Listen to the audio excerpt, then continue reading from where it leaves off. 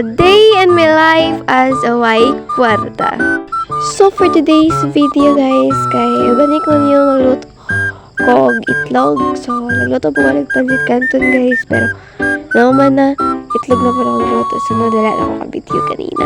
Sus, video pag kaya na guys, isa na naka-itlog ang akong iluto, pero lisod kayo. Kahoy jud, tuki kay musiga. But so naday ko sa Bolon guys, tinguli ko pag February 11 kay bakasyon kay na-end man ko sa akong trabaho, na-end naman akong contract mo to laag sa bakasyon sa. So nagkuhan na kong plato guys, kinaluto na ang itlog then aron makakaon na pod. Pasensya naman sa mga apuhan. Hoy!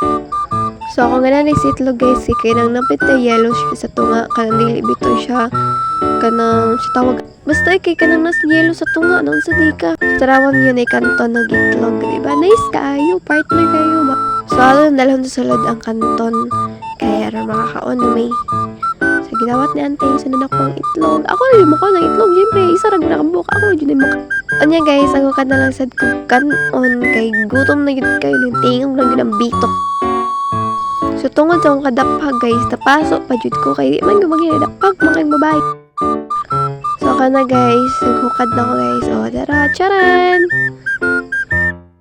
Tapos andam na yun ang plato kay mga una gora sa paggiwat, gutom na gud kayo. So fast forward guys, nagkaon na day ko kay dili na gyud matabang ang kagutom. Wala na ako nag-video. Nagutom na gyud ko, mag-video pagit ko. Sana guys, kaon-kaon lang. Mauna day guys. Bye-bye!